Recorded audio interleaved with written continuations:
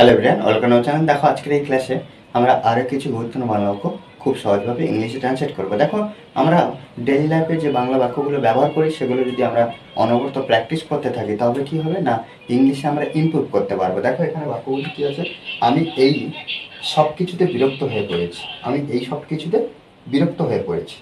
আমি অনেক সময় ধরে কাজ করে বিরক্ত হয়ে গেছি।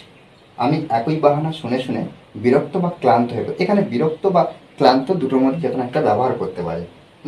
আমি একই কথা শুনে শুনে বিরক্ত হয়ে গেছি।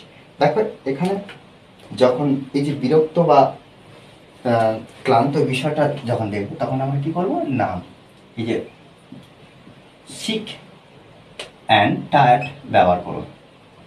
টায়ার্ড, সিক অ্যান্ড টায়ার্ড ব্যবহার করবো প্রত্যেকবার। ঠিক আছে, এখানে দেখো একটা বাক্য ট্রান্সলেট করি, তারপরে প্রত্যেকটা বাক্য একইভাবে আমরা করতে পারবো যদি একটা বাক্য একটু বুঝে নেওয়ার চেষ্টা করি। আমাকে কী করতে হবে না, প্রথম থেকে শেষ পর্যন্ত ভালো করে ক্লাসটা করতে হবে এবং বুঝতে হবে।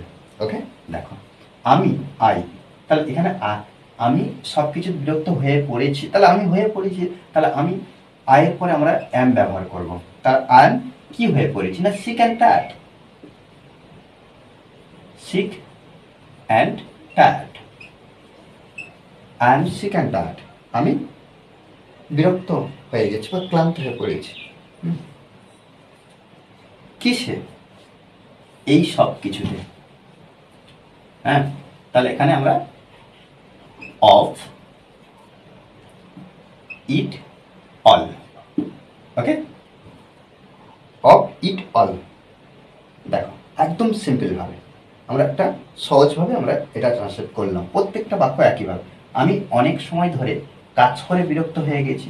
তাহলে এখানে কি, তাহলে I am sick and tired. I am sick and tired, আমি ক্লান্ত হয়ে পড়েছি বা বিরক্ত হয়ে পড়েছি। কেন? কারণ অনেক সময় ধরে কাজ করে। তাহলে এখানে আমরা অফ ব্যবহার করব। এবার তারপরে যেটার জন্য বিরক্ত হয়েছি সেটা লিখবো। তাহলে অফ কাজ করে, তো কাজ করে অফ ওয়াকিং।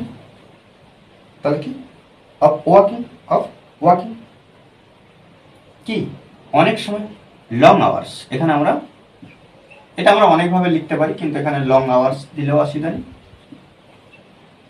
লং আওয়ার্স বা লং টাইম ব্যবহার করতে পারি। আমি একই বাহানা শুনে শুনে বিরক্ত বা ক্লান্ত হয়ে পড়েছি। একইভাবে কি, I am sick and tired. I am sick and tired.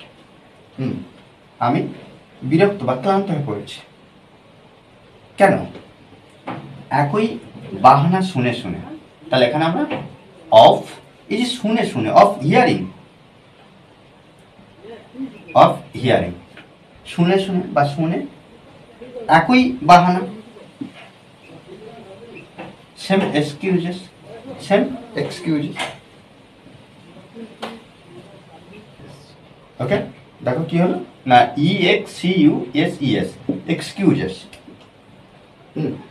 দেখো মানে কি, এখানে কি এক্সকিউজ মানে কি, বাহানা। এক্সকিউজেস, এক্সকিউজ বলতে বাহানা, তাহলে সেম এক্সকিউজ। একই বাহানা।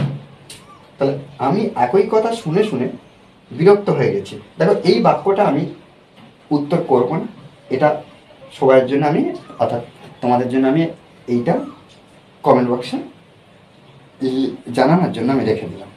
ওকে, দেখো এইভাবে কিন্তু আমাদের প্র্যাকটিস করতে হবে নিজেরা। আমরা যদি বারবার নিজেরা প্র্যাকটিস করতে থাকি তবে ইংলিশে আমরা ইমপ্রুভ করতে পারবো। শুধুমাত্র মনে রাখতে হবে প্র্যাকটিস, প্র্যাকটিসের বিকল্প কিছু নেই।